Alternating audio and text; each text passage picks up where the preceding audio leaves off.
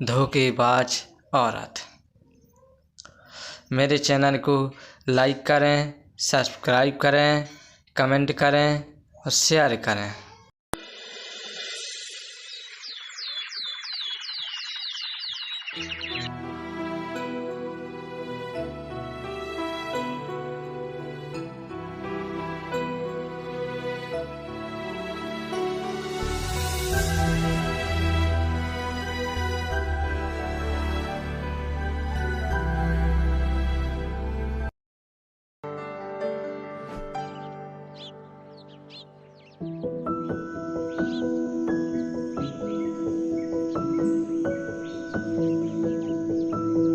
बाबा, मैं क्या करूं? मैं बहुत परेशान हूं। इस बार सूखा पड़ने के कारण सभी जीव जंतु प्यास के कारण मर रहे हैं और मैं कुछ भी नहीं कर पा रहा हूं। आखिर मेरे खुदाए गए तालाब में पानी क्यों नहीं निकल रहा है? बाबा, इसका कोई उपाय बताओ। महाराज, इसका उपाय तो है, लेकिन उपाय बहुत ही कठिन है। बाबा, आप मुझे बताइए कि वह क्या उपाय है। मैं इन जीवों को इस प्रकार मरते हुए नहीं देख सकता। मैं इन्हें बचाने के लिए कुछ भी कर सकता हूँ, बस आप मुझे उपाय बताइए। तो सुनिए महाराज, इस तालाब में पानी आ सकता है यदि आप अपने बड़े बेटे या फिर बड़ी बहू की बलि इस तालाब पर दें, तो इस तालाब में पानी आ सकता है। महारानी जी, साधु बाबा ने बताया है तालाब में पानी तो निकल सकता है, लेकिन तालाब पर अपने बड़े बेटे या फिर बड़ी बहू की बलि देनी पड़ेगी। अब तुम ही बताओ, मैं क्या करूं? महाराज, हम अपनी बहू की बलि दे देते हैं। अगर बेटा जीवित रहेगा तो दूसरी बहू भी आ जाएगी। यदि बेटा ही नहीं होगा तो बहू किस काम की? राजा की बड़ी बहू छिपकर ये सारी बातें सुन रही थी। ये सारी बातें सुनने के बाद वह अपने शयन कक्ष में चली जाती है।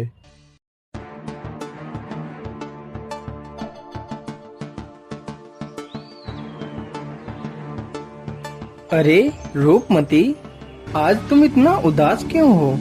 क्या बात है? वैसे तो तुम मेरे आते ही खुशी से झूम उठती थी, लेकिन आज तुम इतना गुमसुम क्यों हो? क्या बताऊं स्वामी, दुखी इसलिए हूँ कि हमारा तुम्हारा साथ बस यहीं तक था। क्या मतलब? मैं कुछ समझा नहीं। तुम कहना क्या चाहती हो?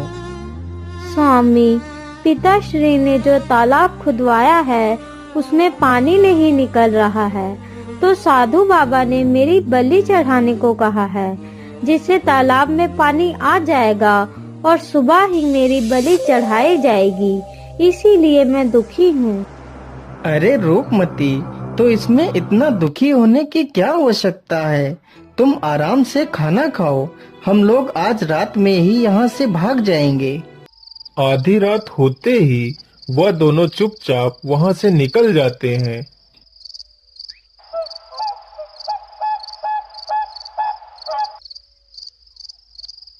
रूपमती, अब हम दोनों अपने राज्य से काफी दूर आ गए हैं। चलो, अब हम यहाँ पर थोड़ा सा आराम कर लेते हैं। फिर वे दोनों वहीं पर सो जाते हैं। तभी एक सर्प आकर रूपमती के पैर में डस लेता है।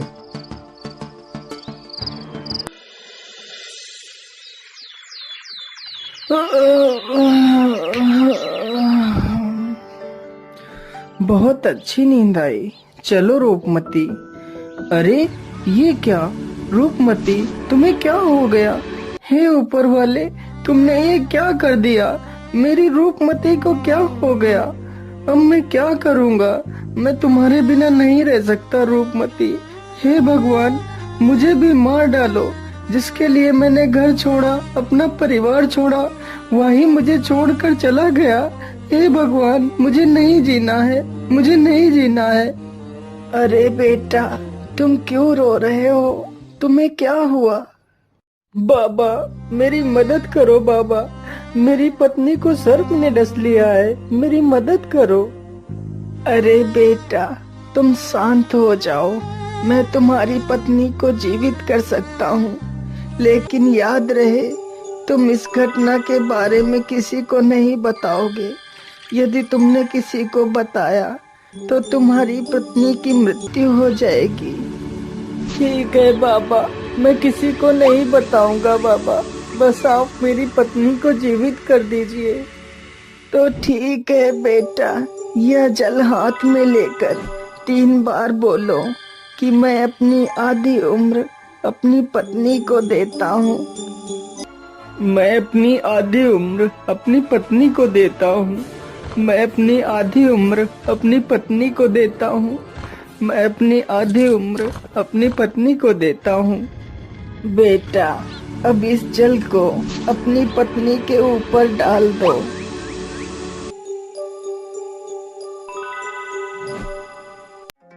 अरे कितना समय हो गया और मैं सोती ही रही और आपने मुझे जगाया तक नहीं। इतनी देर में तो हम बहुत दूर निकल जाते। कोई बात नहीं रूपमती, चलो अब चलते हैं।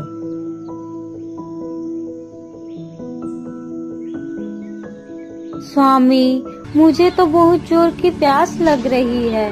अब मुझसे और नहीं चला जाएगा। अच्छा सुनो, वहाँ पर देखो, वहाँ पर कोई झोपड़ी नजर आ रही है। चलो वहीं चलते हैं। हो सकता है वहाँ पर हमें कुछ पानी पीने को मिल जाए। अरे भाई, हम लोग बहुत दूर से आ रहे हैं, क्या हमें कुछ पानी पीने को मिल सकता है? हाँ हाँ भैया, क्यों नहीं। कुआं वहाँ पर है, चले जाओ और पानी निकाल कर पी लो। रूपमती, तुम यहीं पर रुको, मैं अभी पानी लेकर आता हूँ। अरे, इतनी सुंदर स्त्री होकर भी तुम यहाँ वहाँ कहाँ भटकती घूम रही हो? क्या बताऊं भैया, यह तो मेरी फूटी किस्मत है जो मैं यहाँ वहाँ भटक रही हूँ। फिर रूपमती उसे अपनी पूरी कहानी सुनाती है। अरे राम राम राम, यह तो बहुत बुरा हुआ आपके साथ, लेकिन आज नहीं तो कल जब आप अपने राज्य वापस जाएंगी तो वह राजा तुम्हारी बलि जरूर चढ़ा देगा। क्या करूं भैया, अकेली तो कहीं भागकर भी तो नहीं जा सकती हूँ। मेरी मानो तो तुम अपनी जान के लिए कोई भी खतरा मौन न लो। तुम अपने पति को मार दो और मेरे साथ यहाँ पर रह लो। यहाँ तुम्हारी जान को कोई खतरा नहीं होगा। हम दोनों आराम से यहीं रह सकते हैं।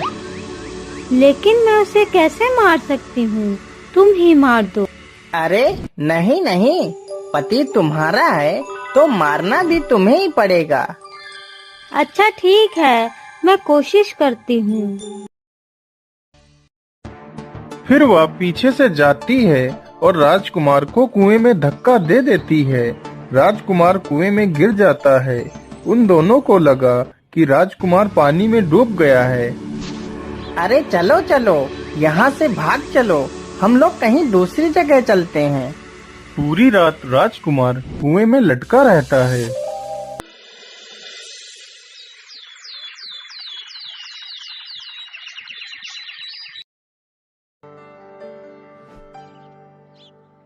अरे हरिया, मैं पानी लेने जा रहा हूँ, तब तक तू मेरी भेड़ों को चराना। ठीक है श्यामू भैया, लेकिन जल्दी आ जाना।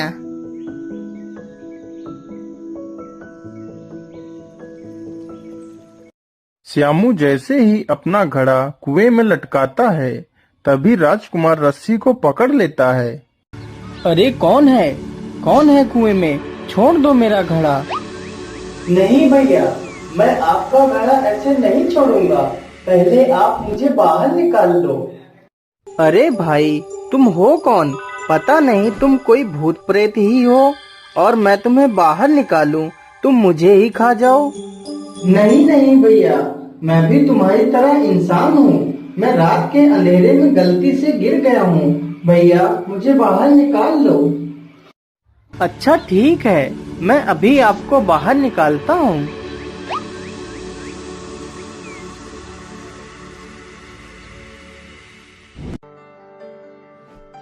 अरे भाई, परदेसी हूँ। काम की तलाश में इधर उधर भटक रहा था, तभी गलती से कुएं में गिर गया। लेकिन भैया, आपका बहुत बहुत धन्यवाद। अच्छा भाई, तो आपको काम चाहिए तो चलो मेरे साथ, मैं आपको काम दिलवाता हूँ।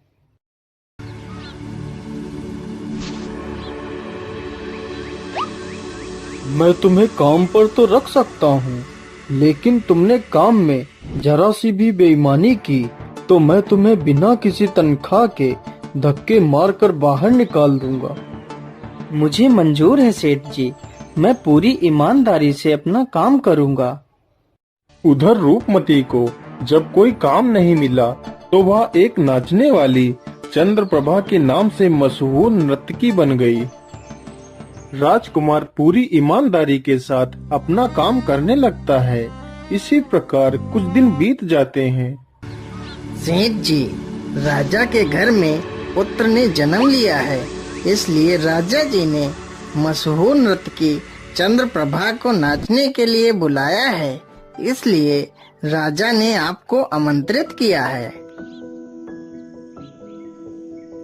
अरे सेठानी जी, आज मेरे लिए खाना मत बनाना, मैं राजा के घर से दावत खाकर आऊंगा। वहाँ पर आज मशहूर नर्तकी चंद्रप्रभा आएगी। मालिक, अगर आप बुरा ना मानो तो मैं भी आपके साथ चलना चाहता हूँ। अरे नहीं नहीं, तुम नौकर चाकर आदमी वहाँ कहाँ जाओगे? राजा के घर में बड़े बड़े राजा महाराजा आएंगे, तुम उनके बीच कैसे बैठ पाओगे? अरे नहीं, ये नहीं हो सकता। अरे सेठ जी, अगर ये जाना चाहता है तो इसे क्यों रोक रहे हैं? ये भी तो हमारे बेटे जैसा है। अगर कोई पूछे तो उसे बता देना कि ये मेरा बेटा है। अच्छा अच्छा, ठीक है सेठानी जी, जैसी तुम्हारी इच्छा। चलो बेटा, तुम भी चलो। चंद्रप्रभा जैसे ही नाचने के लिए आती है तो राजकुमार उसे देखते ही पहचान लेता है और चंद्रप्रभा भी उसे पहचान लेती है। महाराज, मैं यहाँ पर नृत्य नहीं कर सकती हूँ, मैं जा रही हूँ यहाँ से। लेकिन चंद्रप्रभा, तुम यहाँ पर नृत्य क्यों नहीं कर सकती? महाराज, यहाँ पर एक चोर है जिसने मेरे गहने चुराए थे। पहले आप उस चोर को सजा दो, फिर मैं नृत्य करूँगी। अरे चंद्रप्रभा, किसने तुम्हारे गहने चुराए हैं? बताओ मुझे, मैं उसे अभी फांसी पर चढ़ा देता हूँ। महाराज, ये है मेरा चोर जिसने मेरे गहने चुराए थे। सैनिकों, इसे ले जाओ और फांसी लगा दो। महाराज, मैंने इसकी चोरी नहीं की है।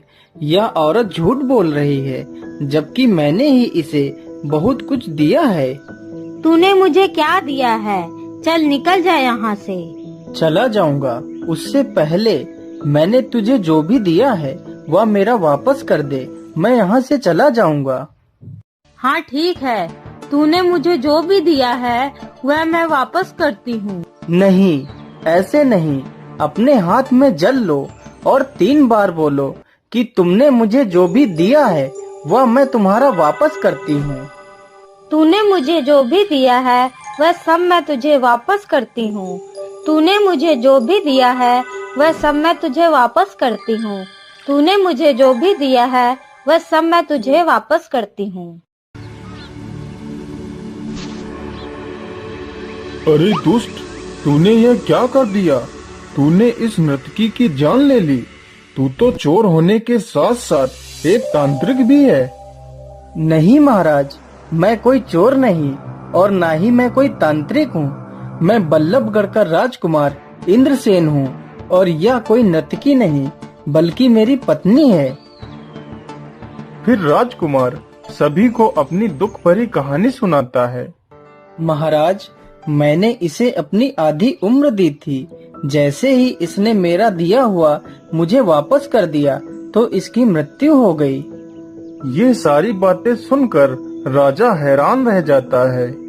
राजकुमार, हमें क्षमा कर दीजिए, हमें नहीं पता था कि आप इतने महान राजा के पुत्र हैं। फिर राजा अपनी बड़ी पुत्री प्रेमलता का विवाह उस राजकुमार के साथ कर देता है। संदेश। धोखा देने वाला हमेशा धोखा देने की सोचता। जैसे कि इस कहानी में आपने देखा, एक औरत ने अपने सास ससुर और पति को धोखा दिया। सो धोखा देने वालों से बचें।